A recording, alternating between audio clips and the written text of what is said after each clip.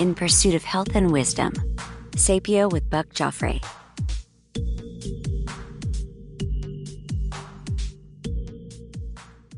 Welcome back to Sapio, everyone. This is Buck Joffrey here, and today I am going to go into some of the basics of one of the most important topics, if not the most important topic in terms of longevity, which is cardiovascular disease. After all, this is the number one killer that we have. It's our number one enemy, right? So we can sit there and, we can try to biohack all we want, but if you have cardiovascular disease and it kills you, well, congratulations on everything else, but you just died of cardiovascular disease. It's a very practical thing to think when you think about longevity and all the quote-unquote biohacking type of stuff, to go back to the basics and say, okay, well, what are the things that are going to most likely kill you? And the number one thing, for sure, as of right now, is cardiovascular disease. And the good news on that, though, is that there's actually not a good reason for that, because we have so many things that we can do already to prevent cardiovascular disease and frankly, even to treat it. So the good news of it being the number one killer that we have to deal with is the fact that it is indeed one we can actually fight back effectively. And it's one that we have a lot of tools at our side to actually do something about. Unlike, say, cancer, various cancers are a lot more nebulous in terms of what you can do in terms of prevention and treatment and so on and so forth. So let's talk about cardiovascular disease. One thing to remember about cardiovascular disease, and especially if you're a person in your 40s and 50s and, you're athletic and you think that you have no risk of this kind of thing. Well, I got news for you, because half the people who present with cardiovascular disease, heart disease, for the first time don't present with chest pain, don't present with arm pain, shortness of breath, this, that, or the other. They show up dead in the hospital, right? They just die.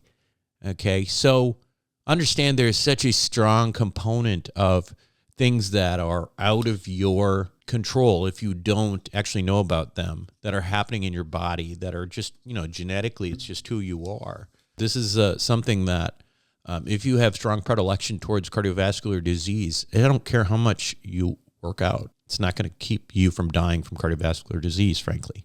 Okay? This is important because I am a believer in playing offense. And what I mean by that is the traditional way of dealing with cardiovascular disease and heart disease in general is really, okay, yeah, maybe you get your lipids checked and all that, and okay, yeah, you're running a little high, but it's not that high and whatever, and you're checking some of the very basic stuff. And a lot of times the first time somebody who doesn't show up dead in the emergency room, otherwise you might have a presentation of chest pain, shortness of breath, all these other things that we talked about. And what happens when you show up with that to your doctor? You get a stress test, possibly an angiogram, and then and then the next thing you know, you're dealing with stents and all that kind of stuff. And maybe that is, we do have, again, good treatments as well for cardiovascular disease. But what the goal here is not to wait until all that happens, right? That is a very, as Peter Attia would call it, it's really a medicine 1.0 way of approaching it, which is to wait until the disease afflicts you and then you have to play from behind, right? We want to play offense, and that is really my own personal ethos. And in the case of atherosclerosis, if you don't know, atherosclerosis is the narrowing of blood vessels, right? It's a narrowing of blood vessels that is a result of multiple things. In particular, I think the two major things that we know are contributing to atherosclerosis is high cholesterol and inflammation. Those are the two major things. And those, the high cholesterol part of it, a lot of that is genetics, okay? But what we do know about atherosclerosis, believe it or not, is that this is a disease that has a very, very long runway before it kills you. And as it turns out, you even see children, unfortunately, who, die, say, like, in traumatic accidents, and teenagers and stuff like that. They come in the hospital, and then they have if they get autopsies, you'll see that even in, teenagers, you'll see the beginnings of clinically relevant atherosclerosis. The point is, the earlier you attack this problem offensively, the better. So where do you start?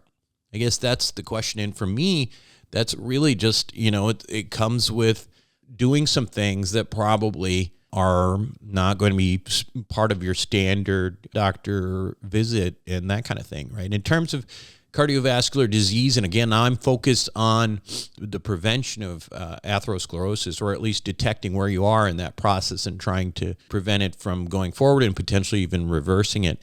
One of my favorite tests, and we've talked about this on this show early on with Dr. Alan Viglione, is the cardio IQ test from the Cleveland Heart Lab.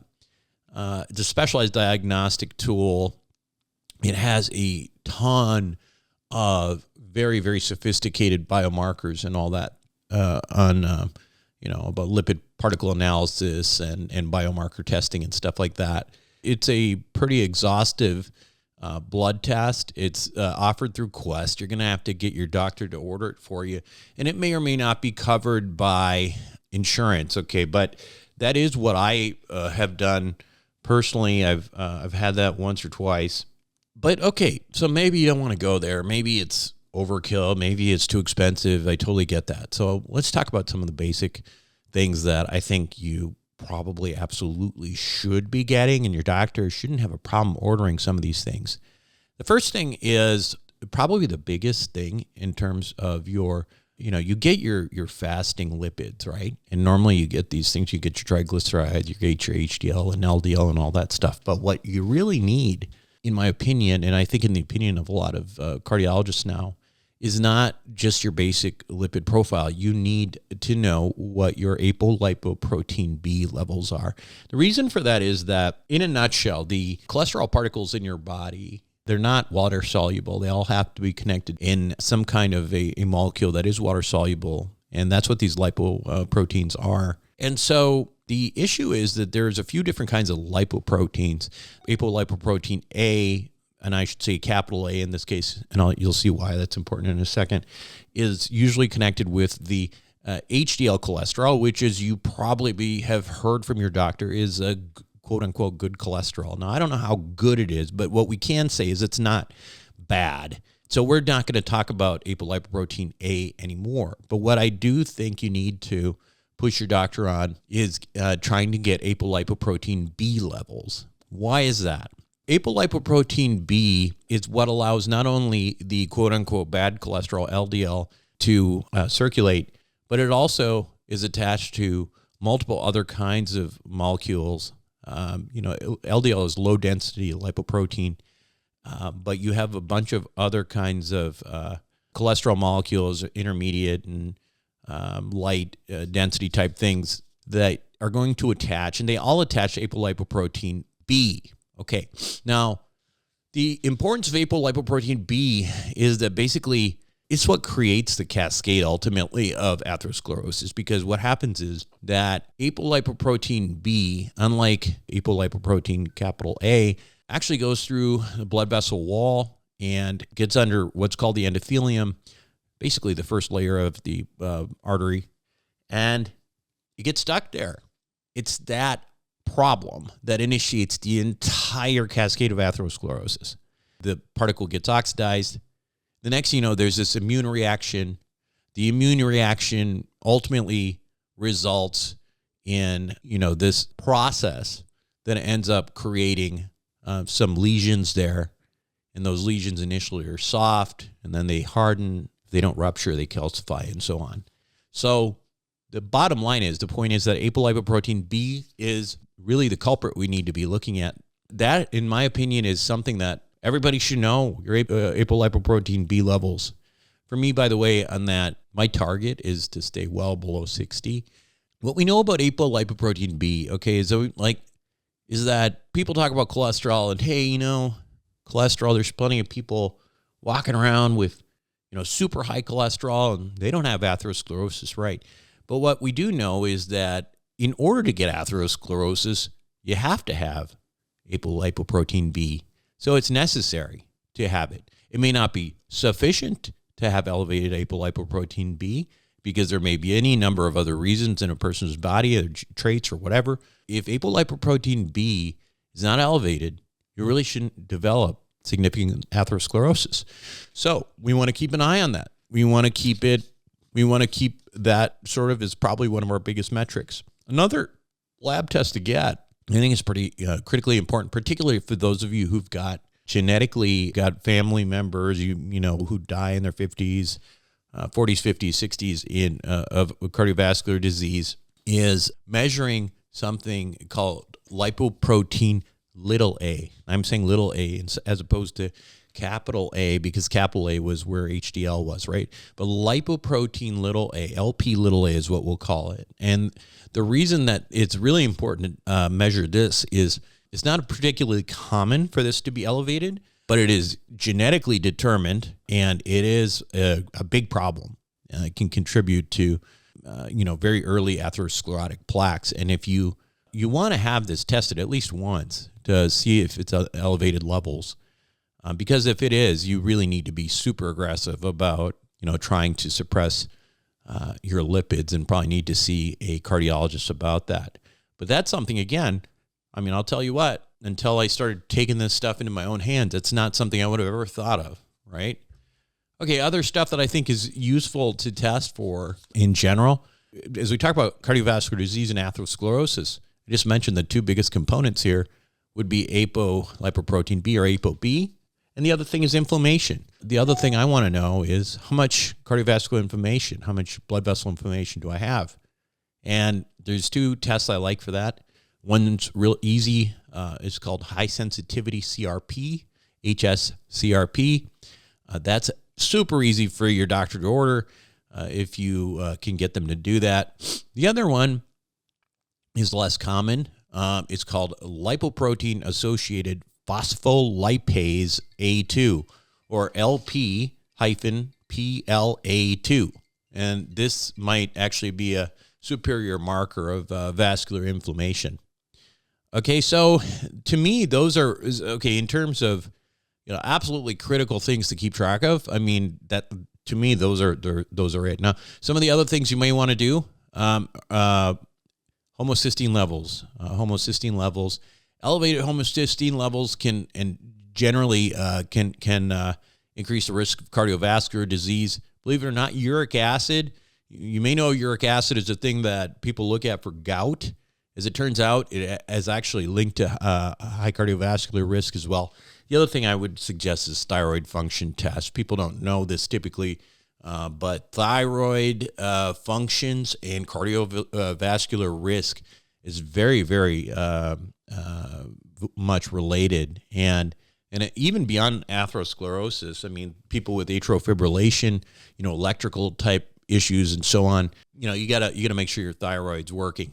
Okay, now, other types of screening that I recommend, I think that at the bare minimum, that you should probably, if you have not had it, get some sort of what's called a coronary artery calcium score.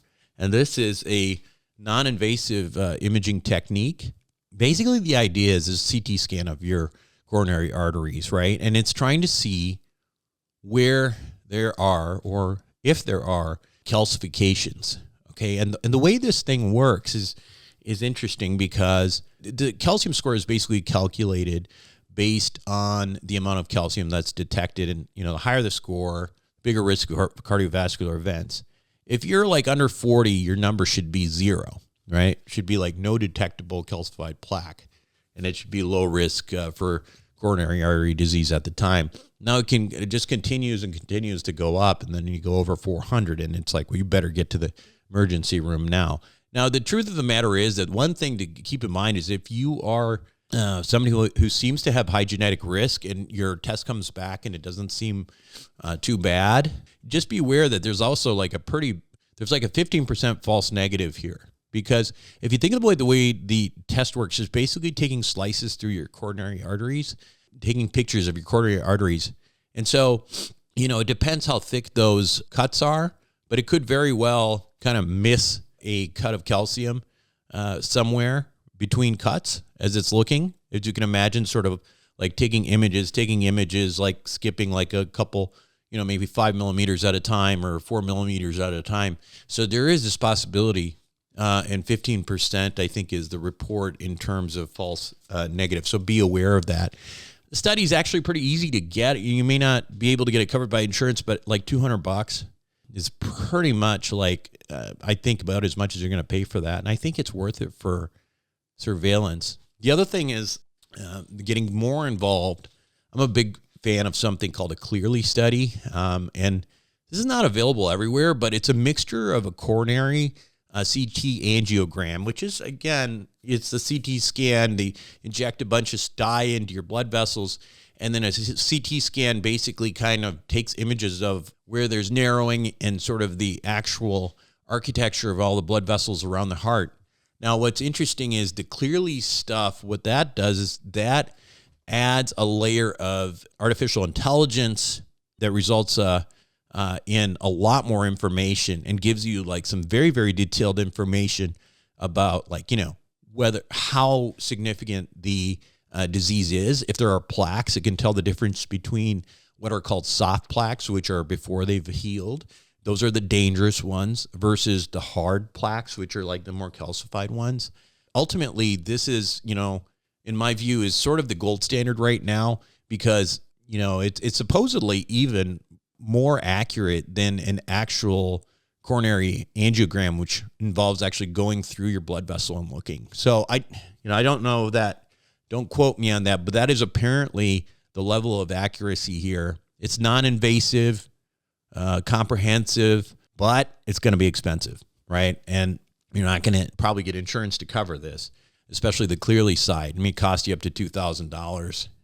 But, if you're at super high risk, you get a lot of this disease in your family. I mean, it's worth it, in my opinion, if you can afford it, if you can make it happen. There's not a lot of places do that. It's a Clearly study. Look it up, Cleerly. There's places certainly here in California that do that. The last thing I'll just point out is, beyond all this fancy schmancy stuff, blood pressure monitoring. Got to keep your blood pressure in control, and that is really important. You can't walk around in the 140s, 150s, over 100s. You can't do that. That just over a long period of time is going to add trauma to those blood vessels. So that's it. I don't have anything else for you this week, but that was probably a lot to digest. And I think, again, if you're serious about, staying in good health and not having these serious health problems and longevity, here's one of the basics: cardiovascular disease. Get on top of it. Figure out where you're at right now. And, with some of the imaging studies, again, I would say at least at the very minimum, figure out what your calcium score is. And if you can do a Clearly study, go for it. And then get all those blood tests, get control of your APO-B. And I think that's, in my opinion, if you're serious about this prevention stuff, that's the bare minimum on the cardiovascular side. That's it for me this week. And I will catch up with you next week on Sapio with Buck Joffrey. Thanks for listening to Sapio with Buck Joffrey. A quick reminder that while I am, in fact, a surgeon, nothing I say should be construed as medical advice. Now, make sure to include your physician in any medical decisions you make. And also, if you're enjoying the show, please make sure to show your support with a like, share, or subscribe. Until next time, this is Buck Joffrey for Sapio with Buck Joffrey.